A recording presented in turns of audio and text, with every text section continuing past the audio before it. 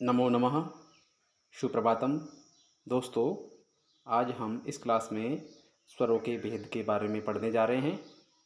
पिछली क्लास में हमने वर्णमाला से संबंधित प्रत्याहार निर्माण, उच्चारण स्थान, प्रयत्न आदि से संबंधित प्रश्नों के बारे में जाना था। तो दोस्तों, स्वरों के भेद में जानेंगे आज। अनुनासिक संज्ञा सूत्रम है, उसका नाम है मुख नासिका वचनो अनुनासिकः। इसका अर्थ हुआ मुख सहित नासिकयो उच्चारमाणो वर्णो अनुनासिक संज्ञा स्यात्। अर्थात मुख सहित नासिका से उच्चार्यमाण मतलब उच्चारित किए जाने वाले वर्णों की अनुनासिक संज्ञा होती है। और दोस्तों, आप सभी को ध्यान होना चाहिए, जो सभी स्वर होते हैं, सभी स्वर जो होते हैं उनके क्या भेद होते हैं? अनुनासिक व अनानुनासिक भेद होते हैं। मतलब सभी स्वर क्या होता है? अनुनासिक भी होता है और सभी स्वर अनानुनासिक भी होते हैं। सभी स्वरों के ह्रस्व, दीर्घ, प्लुत, उदात्त, अनुदात्त और स्वरित तथा अनुनासिक और निरनुनासिक को अननुनासिक भी कहते हैं। ये भेद होते हैं। और नीचे आपके सामने ये जो तालिका दिखाई दे रही है, सारणी दिखाई दे रही है, इसमें आप देखें, जैसे दोस्तों ए वर्ण है, सबसे पहला वर्ण ए है। इस ए वर्ण को जानते हैं, हम जानने का प्रयास करेंगे। ए वर्ण है, उसका भेद होता है ह्रस्व। क्या होता है? ह्रस्व। और ए वर्ण का दीर्घ भेद क्या होता है? आ। क्या होता है? आ। और ह्रस्व ए वर्ण का जो ए स्वर का ये जो भेद होता है प्लुत। तो दोस्तों, सभी के समझ में आ गया होगा कि जो ए वर्ण है, ए स्वर है, उसका ह्रस्व, दीर्घ और प्लुत 3 भेद होते हैं। ठीक है, कितने भेद होते हैं? 3 भेद होते हैं। अब दोस्तों, जो ह्रस्व वर्ण है, ह्रस्व स्वर है ए, उसका उदात्त और अनुदात्त और स्वरित, जिसमें सबसे पहले हैं उदात्त। कौन सा है? उदात्त। उदात्त में भी 2 भेद होते हैं, अनुनासिक और अननुनासिक। तो इस प्रकार से ह्रस्व, उदात्त, अनुनासिक एक पहला भेद हो जाता है। ह्रस्व, उदात्त, अनुनासिक पहला भेद हो गया। और ह्रस्व, उदात्त, अननुनासिक ये दूसरा भेद हो गया है। इसी प्रकार से उदात्त के स्थान पर अनुदात्त पढ़ेंगे तो अनुदात्त के भी 2 भेद हो जाएंगे, ह्रस्व, अनुदात्त, अनुनासिक, ह्रस्व, अनुदात्त, अननुनासिक। और अनुदात्त के बाद में स्वरित, ह्रस्व, स्वरित, अनुनासिक, ह्रस्व, स्वरित, अननुनासिक। इस प्रकार से ए के ह्रस्व के कितने भेद हो गए हैं?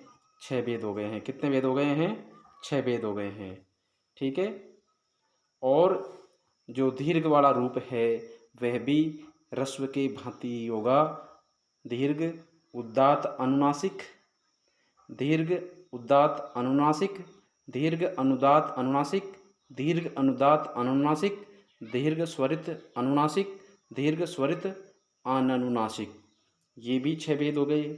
और ये इसी प्रकार से प्लुत, उदात्त, अनुनासिक, प्लुत, उदात्त, अनुनासिक, प्लुत, अनुदात्त, अनुनासिक, प्लुत, अनुदात्त, अनुनासिक, प्लुत, स्वरित, अनुनासिक, प्लुत, स्वरित, अननुनासिक। ये भी 6 भेद हो गए। तो इस प्रकार से ए जो वर्ण है उसके 6, 6 और 6 मतलब 18। कितने भेद हो गए? 18 भेद हो गए। कितने भेद हो गए? 18 भेद हो गए।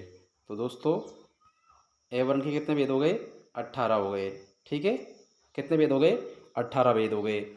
इसी प्रकार से ई वर्ण आपको यहाँ भी दिखाई दे रहा है और ई वर्ण आपको यहाँ भी दिखाई दे रहा है और ई यहाँ भी दिखाई दे रहा है। मतलब ए, ई, उ, री, ये शुरू के जो 4 वर्ण है, ए, ई, उ, री। ठीक है, ए, ई, उ, री। और इसके दीर्घ भेद ये हो गए और प्लुत भेद ये हो गए। इस प्रकार से ए, ई, उ, री, ये जो 4 वर्ण होते हैं, इनके प्रत्येक के 18 भेद होते हैं। और जो लृ वर्ण है उसका ह्रस्व और प्लुत, यहाँ लृ और लिख लेंगे, ध्यान रखें, यहाँ इसकी जगह पे क्या और लिख लेंगे? लृ और लिख लेंगे। तो रस्व मतलब रस्व भेद भी होता है और दीर्घ भेद भी होता है। इस प्रकार से जो लृ वर्ण है, लृ वर्ण के कितने भेद हो गए? लृ वर्ण के 12 भेद हो गए। कितने हो गए? 12। 6 तो रस्व हो गए, 6 प्लुत हो गए, और दीर्घ भेद होता नहीं है, ठीक है। और उसके अलावा जो दीर्घ वाले हैं, दीर्घ वाले जो वर्ण है वो कौन कौन से हैं? दीर्घ वर्ण वाले ए, ऐ और ओ, औ, ये जो 4 वर्ण है, इन चारों के दीर्घ और प्लुत भेद होने के कारण प्रत्येक के कितने हो जाएंगे? 12-12 भेद हो जाएंगे, ठीक है। कितने हो जाएंगे? 12-12 भेद हो जाएंगे, क्योंकि इन ए, ऐ, ओ और औ है, इनका ह्रस्व भेद नहीं होता है। इसमें ह्रस्व का अभाव होता है, इसमें ह्रस्व का अभाव होता है। इसके कारण इनका भेद कितना हो जाएगा? 12 भेद हो जाएंगे इनके ह्रस्व के अभाव होने के कारण। दोस्तों, स्वरों का जो सवर्ण संज्ञा के बाद, स्वरों की जब सवर्ण संज्ञा हो जाती है तो क्या क्या भेद होता है? देखिए, स्वरों का जो प्रारंभिक विभाजन है, ह्रस्व, दीर्घ और प्लुत। दोस्तों, अपन ने अभी जो पूर्व पढ़ा है उसी की ये वाक्यात्मक आपको बताया जा रहा है, समझाया जा रहा है। तो दोस्तों, समझने का प्रयास करें। स्वरों का जो प्रारंभिक विभाजन होता है वह ह्रस्व, दीर्घ और प्लुत होता है मुख्य रूप से, ठीक है, ध्यान रखें। और ये तीनों जो भेद हैं, ह्रस्व, दीर्घ और प्लुत है, इनके फिर उदात्त, अनुदात्त और स्वरित के रूप में विभक्त हो जाते हैं। और इस प्रकार से इनके कितने भेद हो गए? 9 हो गए, ठीक है। कितने हो गए? 9 हो गए। और फिर इसके बाद में अनुनासिक, अननुनासिक और अनुनासिक, ये 2 भेद और होते हैं। तो इस प्रकार से 18 भेद होते हैं, ठीक है। कितने भेद होते हैं? 18 हो जाते हैं।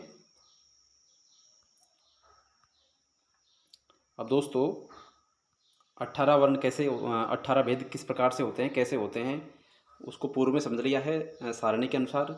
और फिर से आप समझने का प्रयास करें। जो ह्रस्व होता है उसके 6 भेद होते हैं। कितने होते हैं? 6 होते हैं। दीर्घ के भी 6 होते हैं और प्लुत के भी कितने होते हैं? 6 होते हैं, ठीक है। ह्रस्व के कितने भेद होते हैं? 6। और दीर्घ के कितने होते हैं? 6। और प्लुत के कितने होते हैं? 6। तो जो जैसे अ वर्ण है, तो अ वर्ण का क्या है? अ वर्ण जो है वो ह्रस्व भेद भी होता है उसका, और दीर्घ भी होता है और प्लुत भी होता है। तो इस प्रकार से जैसे आपने देखा होगा दोस्तों, ह्रस्व, दीर्घ और प्लुत, ये तीनों भेद होने के कारण इनको 3 से इंटू करने पर कितने हो जाएंगे? 18। तो इसलिए अ वर्ण का कितना भेद हो जाएगा? 18 हो जाएगा, ठीक है। अ, ई, उ और री, इन 4 वर्णों का 18 भेद हो जाएगा।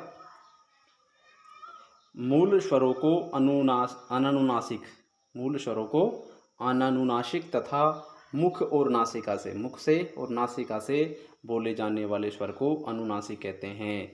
जैसे मुख और नासिका से कोई वर्ण बोला जाता है तो वह अनुनासिक कहलाता है।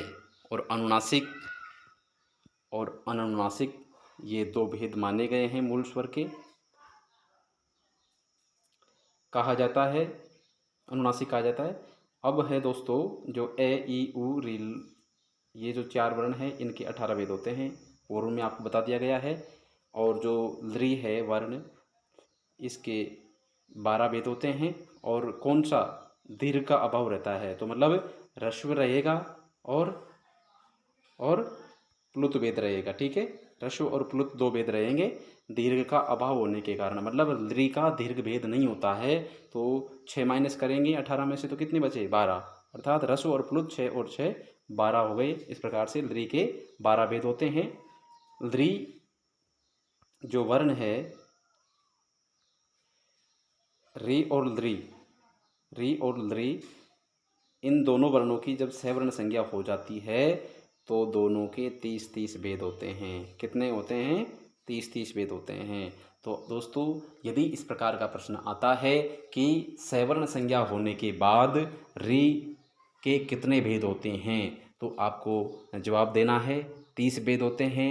और यदि आपसे प्रश्न पूछा जाए कि लृ वर्ण के सवर्ण संज्ञा होने के बाद कितने भेद होते हैं, तो आपको आंसर देना है 30 भेद होते हैं। और इसके अलावा यदि आपसे लृ वर्ण का भेद पूछा जाता है जिसमें सवर्ण संज्ञा का जिक्र नहीं किया हो, या फिर वहाँ ऑप्शन में आपको 30 का भेद 30 का ऑप्शन नहीं मिलता है तो वहाँ आपको 12 ही करके आना है, और री का ऑप्शन मिलता है तो वहाँ 18 करके आना है। और दोस्तों 30 वाला ऑप्शन मिलता है, और यदि आपको वहाँ 7 संज्ञा की और भी अगर 12 और 18 नहीं मिलता है, 30 ही मिलता है, तो आपको 30 वाला उत्तर करके आना है। और 7 संज्ञा यदि प्रश्न में दिया हुआ है तो वहाँ निश्चित रूप से आप 30 ही करके आएंगे। और यदि 7 संज्ञा के बिना पूछा जाता है तो वहाँ री के 18 भेद हो जाएंगे और री के 12 भेद हो जाएंगे। और दोस्तों ए, ओ, आई और औ जो ये दीर्घ वर्ण है, इनके 12 भेद होते हैं, प्रत्येक के 12। ए के 12 हो जाएगा, ओ का भी 12 हो जाएगा, आई का 12 और औ का भी 12 हो जाएगा, ठीक है। और दोस्तों इनमें ह्रस्व का अभाव होता है, मतलब ये जो ए है इसमें ह्रस्व का भेद नहीं होता है, ह्रस्व का अभाव माना गया है, केवल और केवल प्लुत, ठीक है, प्लुत और दीर्घ, ठीक है, दीर्घ और प्लुत जो है वो ही भेद माने गए हैं। दीर्घ के 6 और प्लुत के भी 6, इस प्रकार से 12 हो जाते हैं। और दोस्तों जो अब तक जो हमने पढ़ा है उनमें केवल स्वर वर्ण थे, और अब जो आप पढ़ने जा रहे हैं वो तीनों के तीनों व्यंजन वर्ण है, य, व और लय। ये तीनों क्या है? व्यंजन है। क्या है ये? व्यंजन है, ठीक है, व्यंजन। और तीनों के दो दो भेद होते हैं, य के भी दो भेद होते हैं और वे के भी दो भेद होते हैं और लय के भी दो भेद होते हैं। ये जो वर्ण है दोस्तों, ये जो वर्ण है,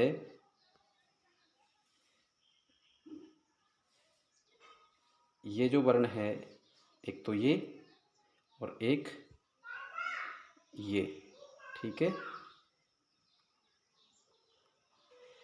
ये तो अनुनासिक हो गया, ए न नु नासिक, ठीक है, और ये अनुनासिक, ठीक है, ये नाक से बोला जाएगा, अनुनासिक हो गया, और ये नाक और मुख दोनों से अनुनासिक कहलाएगा ये, ठीक है। इस प्रकार से ये, व और ल, ठीक है, ये वे ल के दो दो भेद होते हैं। तो दोस्तों आज की क्लास में इतना ही, फिर मिलते हैं नेक्स्ट वीडियो में। धन्यवाद।